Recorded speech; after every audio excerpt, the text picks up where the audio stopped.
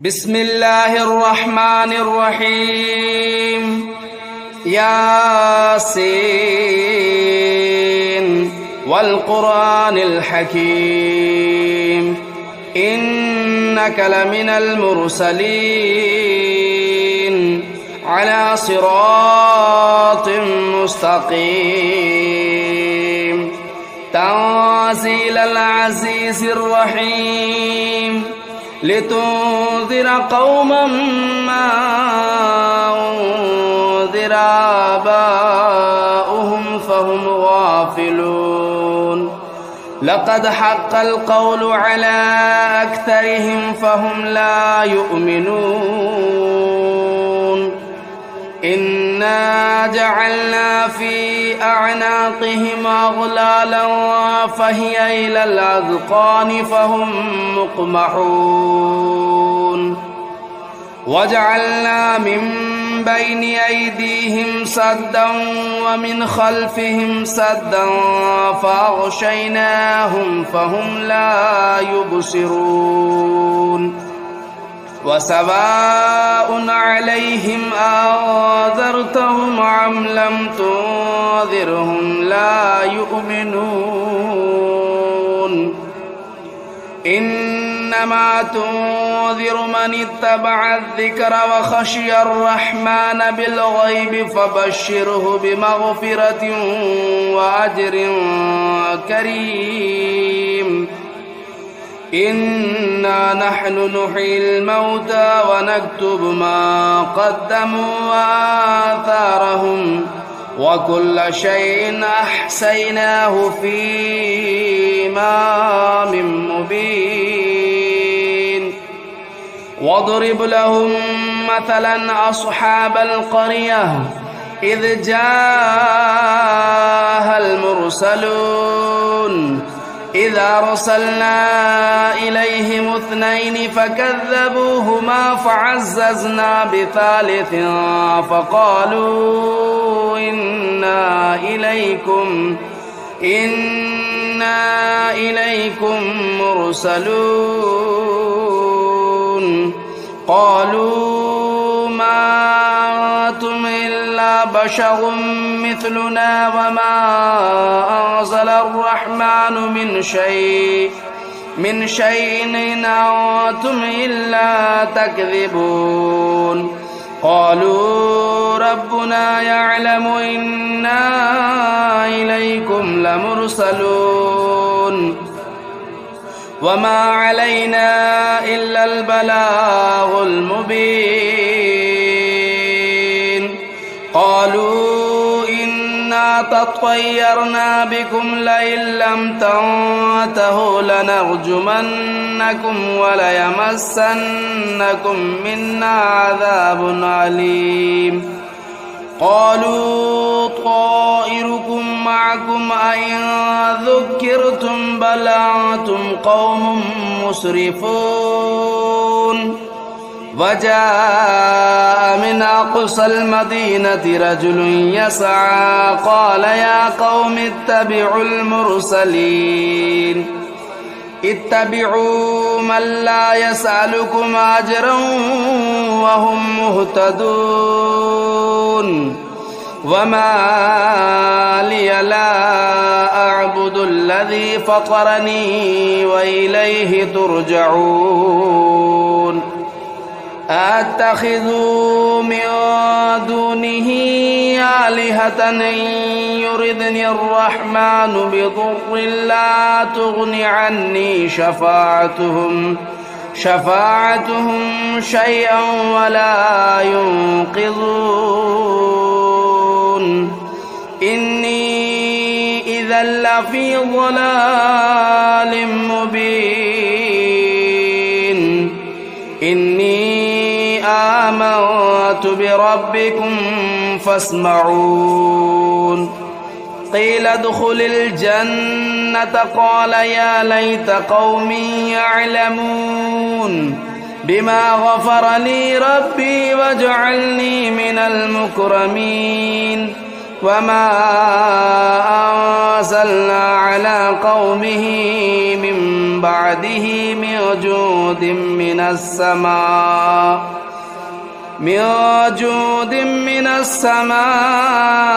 وما كنا منزلين إن كانت إلا صيحة واحدة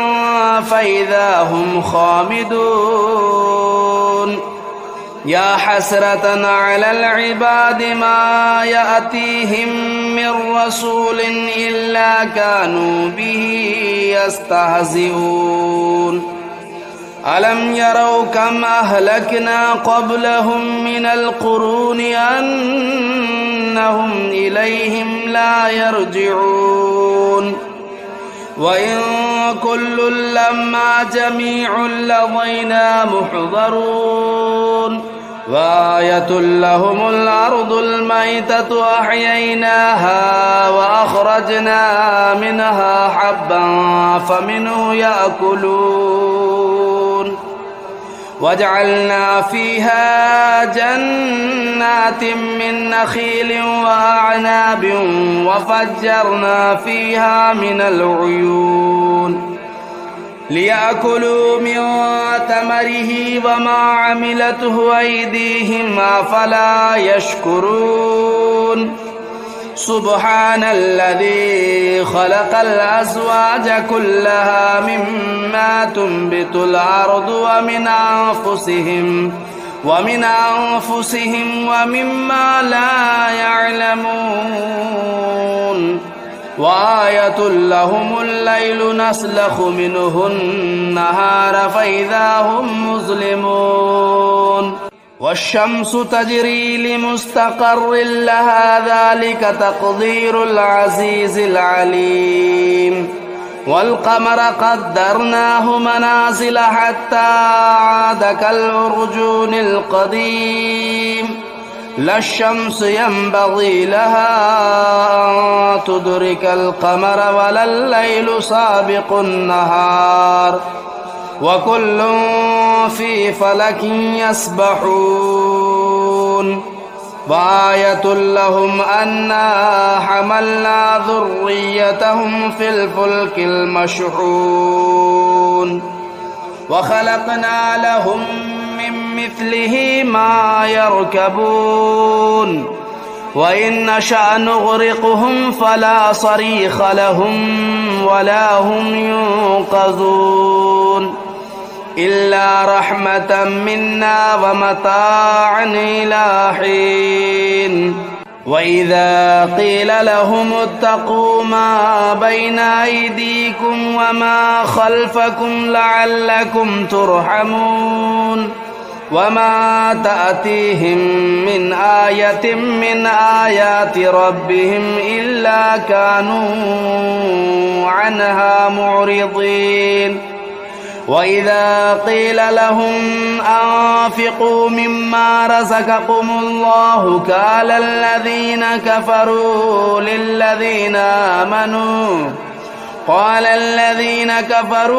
للذين آمنوا أنطعم من لو يشاء الله أطعمه إن أنتم إلا في ضلال مبين ويقولون متى هذا الوعد إن كنتم صادقين ما ينظرون إلا صيحة واحدة تأخذهم وهم يخصمون فلا يستطيعون توصية ولا إلى أهلهم يرجعون ونفخ في الصور فإذا هم من الأجداث إلى ربهم ينسلون قالوا يا ويلنا من بعثنا من مرقدنا هذا ما وعد الرحمن وصدق المرسلون إن كانت إلا صيحة واحدة فإذا هم جميع لدينا محضرون فاليوم لا تظلم نفس شيئا ولا تجزون إلا ما كنتم تعملون إن أصحاب الجنة اليوم في شغل فاكهون هم وأزواجهم في ظلال على الأرائك متكئون لهم فيها فاكهة ولهم ما يدعون سلام قولا من رب رحيم وامتازوا اليوم أيها المجرمون ألم أعهد إليكم يا بني آدم ألا تعبدوا الشيطان إنه لكم عدو مبين وأن اعبدوني هذا صراط مستقيم ولقد أضل منكم جبلا كثيرا أفلم تكونوا تعقلون هذه جهنم التي كنتم توعدون اصلوها اليوم بما كنتم تكفرون اليوم نختم على أفواههم وتكلمنا أيديهم وتشهد أرجلهم بما كانوا يكسبون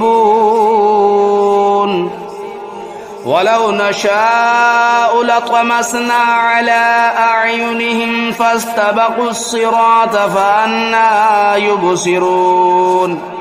ولو نشاء لمسخناهم على مكانتهم فما استطاعوا مضيا ولا يرجعون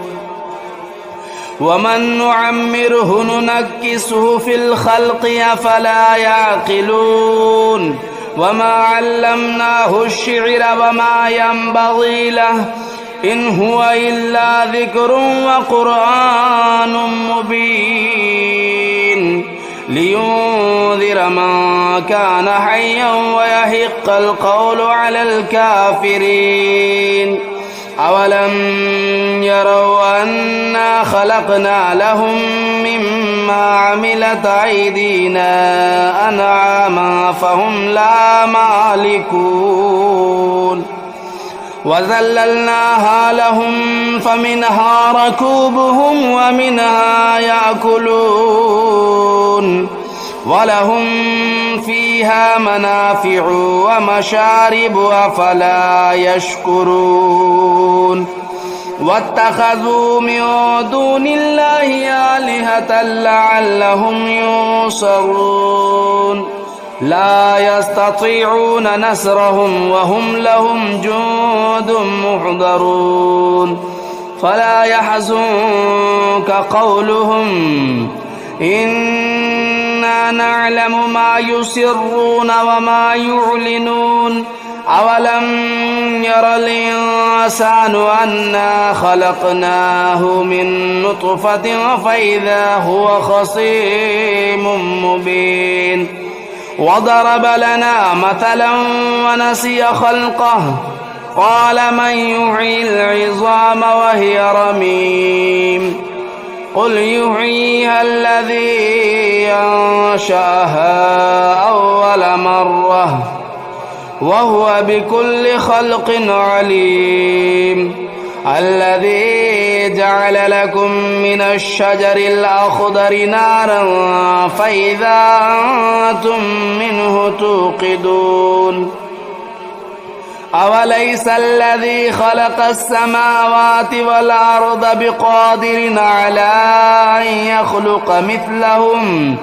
بلى وهو الخلاق العليم إنما أمره إذا أراد شيئا أن يقول له كن فيكون فسبحان الذي بيده ملكوت كل شيء وإليه ترجعون بسم الله الرحمن الرحيم الرحمن علم القرآن خلق الإنسان علمه البيان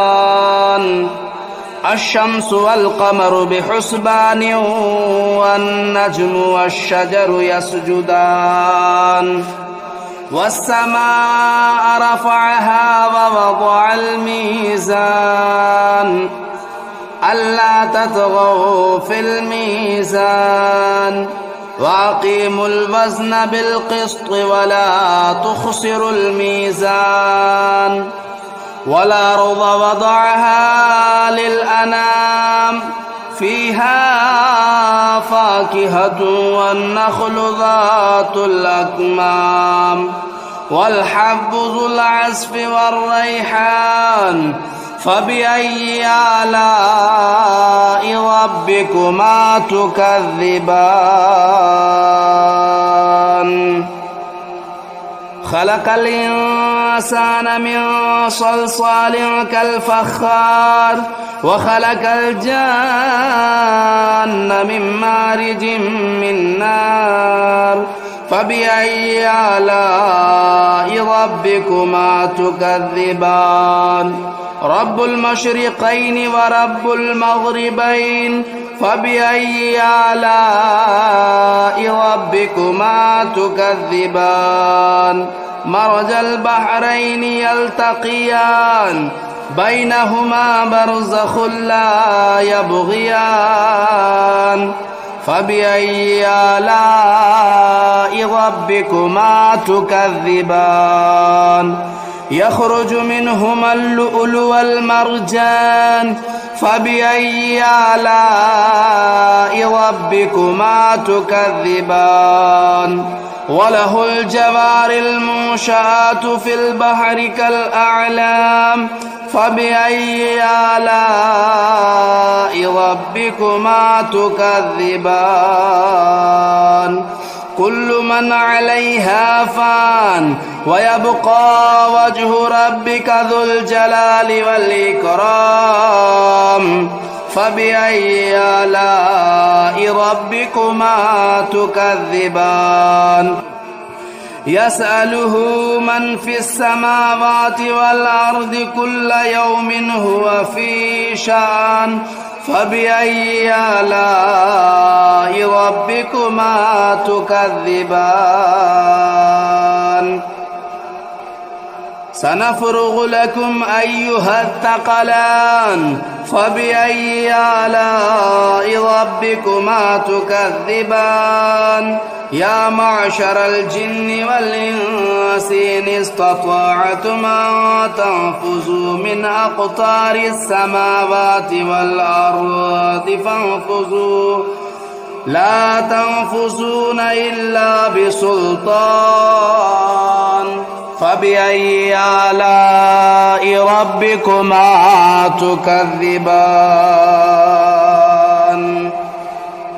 يرسل عليكما شواظ من نار ونحاس فلا تنتصران فبأي آلاء ربكما تكذبان فإذا انشقت السماء فكانت وردة كالدهان فبأي آلاء ربكما تكذبان فيومئذ لا يسأل عن ذنبه إنس ولا جان فبأي آلاء ربكما تكذبان يعرف المجرمون بسيماهم فيؤخذوا بالنواصي والأقدام فبأي آلاء ربكما تكذبان هذه جهنم التي يكذب بها المجرمون يطوفون بينها وبين حميم آن فبأي آلاء ربكما تكذبان ولمن خاف مقام ربه جنتان فبأي آلاء ربكما تكذبان ذواتا أفنان فبأي آلاء ربكما تكذبان فيهما عينان تجريان فبأي آلاء ربكما تكذبان فيهما من كل فاكهة زوجان فبأي آلاء ربكما تكذبان متكئين على فرش بطائنها من استبرق وجنى الجنتين دان فبأي آلاء ربكما تكذبان فيهن قاصرات الطرف لم يطمثهن إنس قبلهم ولا جان فبأي آلاء ربكما تكذبان كأنهن الياقوت والمرجان فبأي آلاء ربكما تكذبان هل جزاء الإحسان إلا الإحسان فبأي آلاء ربكما تكذبان ومن دونهما جنتان فبأي آلاء ربكما تكذبان مدهامتان فبأي آلاء ربكما تكذبان فيهما عينان نضاختان فبأي آلاء ربكما تكذبان فيهما فاكهة والنخل والرمان فبأي آلاء ربكما تكذبان فيهن خيرات حسان فبأي آلاء ربكما تكذبان حور مقصورات في الخيام فبأي آلاء ربكما تكذبان لم يطمثهن إنس قبلهم ولا جان فبأي آلاء ربكما تكذبان متكئين على رفرف خضر وبخري حسان فبأي آلاء ربكما تكذبان تبارك اسم ربك ذو الجلال والإكرام بسم الله الرحمن الرحيم تبارك الذي بيده الملك وهو على كل شيء قدير الذي خلق الموت والحياة ليبلوكم أيكم أحسن عملا وهو العزيز الغفور الذي خلق 7 سماوات طباقا ما ترى في خلق الرحمن من تفاوت فارجع البصر هل ترى من فطور ثم ارجع البصر كرتين ينقلب إليك البصر خاسئا وهو حسير ولقد زينا السماء الدنيا بمصابيح وجعلناها رجوما للشياطين وأعتدنا لهم عذاب السعير وللذين كفروا بربهم عذاب جهنم وبئس المصير إذا ألقوا فيها سمعوا لها شهيقا وهي تفور تكاد تميز من الغيظ كلما ألقي فيها فوج سألهم خزنتها ألم يأتكم نذير قالوا بلى قد جاءنا نذير فكذبنا وقلنا ما نزل الله من شيء إن أنتم إلا في ضلال كبير وقالوا لو كنا نسمع أو نعقل ما كنا في أصحاب السعير فاعترفوا بذنبهم فسحقا لأصحاب السعير إن الذين يخشون ربهم بالغيب لهم مغفرة وأجر كبير وأسروا قولكم أو اجهروا به إنه عليم بذات الصدور ألا يعلم من خلق وهو اللطيف الخبير هو الذي جعل لكم الأرض ذلولا فامشوا في مناكبها وكلوا من رزقه وإليه النشور أأمنتم من في السماء أن يخسف بكم الأرض فإذا هي تمور أم أمنتم من في السماء أن يرسل عليكم حاصبا